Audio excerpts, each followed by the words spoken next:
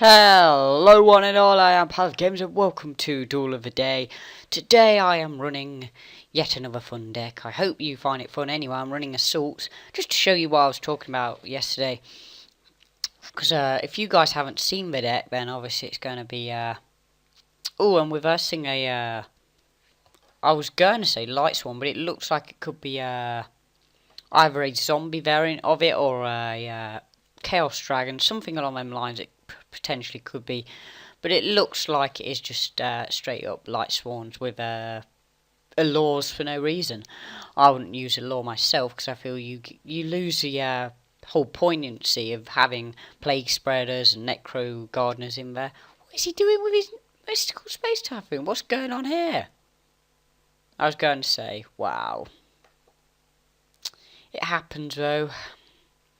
Sometimes. That could cost him. So what did he actually end up getting rid of? Is my question. Well, so this deck I find to be kind of, well, I would say very consistent in the right circumstances. Oh, and he's gone and played Decree out as a foolish move. He's gave me so much from that now. It gives me the safety to know I can just do as I want. If I was him, I would have left that to see what I was playing first, to see if it was relevant for him to use a Decree. But still, he's used it. So I'm going to have to get rid of Assault mode, Stardust Assault mode, because it's going to be no use to me at this point in time. I will probably get rid of a Blaster, because it makes the most sense to do that. And use its effect.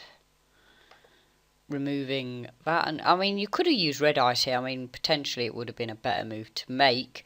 However, I'm just going with what I feel would be a good move in this position. So from here I'm going to go into 8-star play.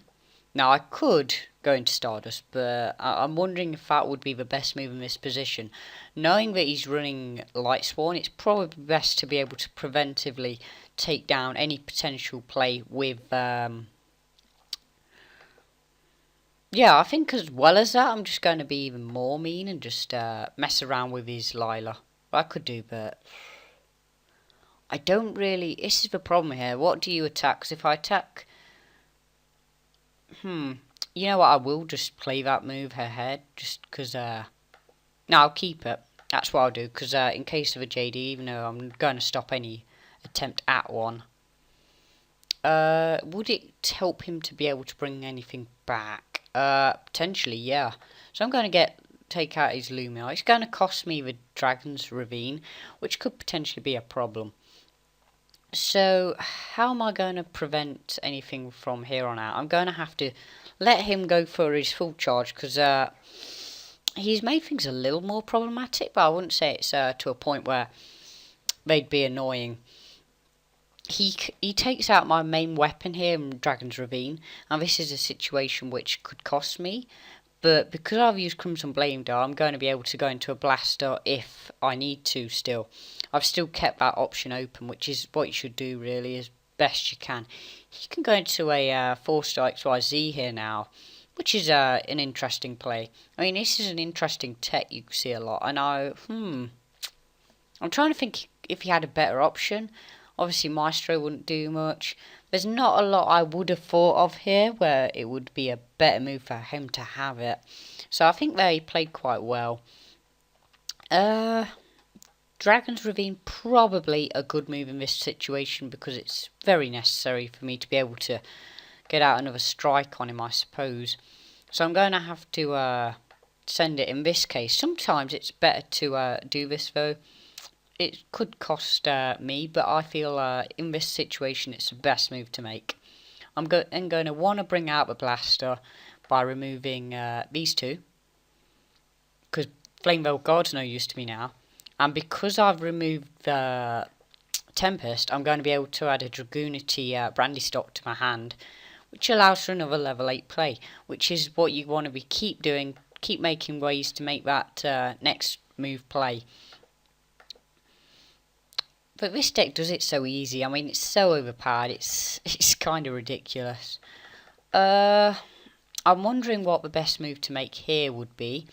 I could go into Scrap Dragon and ruin his plans, and you know what, that is actually a beneficial move, in terms of he's obviously in a position here where he can't afford to lose out on that. So by getting rid of my Dragon's Ravine, I'm going to be able to stop a lot, because not only do I get rid of that negative, I've prevented the potential for him to be able to get him extra stalling turns, to be able to come up with something. I knew he would do that, but I've got Scrap Down to be able to take out of his Lumina at the very least. Now, it's very possible that he could go into a Judgment Dragon here. However, with that being said, I've got potential to bring out Blaster again, as well as having a Mind Control to be able to stop him from, any annoying moves he could potentially have. Obviously, he's relying a lot on what he's got in his hand. Saying that, though, he's running, some graveyard stuff. Obviously, if you're running Lightsworn, you should do. So yeah, he was running a zombie variant, which was my initial reaction to how he had played. And he's straight up there. I think he could he have done something from there? You've got to wonder. And I think the best move he would have done from there was Maestro, potentially just soak up some turns. But realistically, it would probably only saved him a turn. And I obviously had Mind Control, so it wouldn't have made much odds to me. I would have got game. But yeah, thanks for watching, everyone. I hope you've enjoyed that game. If you want to see any games going or anything in the future in the Duel of Days, just let me know. Suggest some in the comments what decks you would like to see. And other than that, thank you for watching. Please like and favourite and share and all that good stuff. And other than that, thank you for watching and goodbye.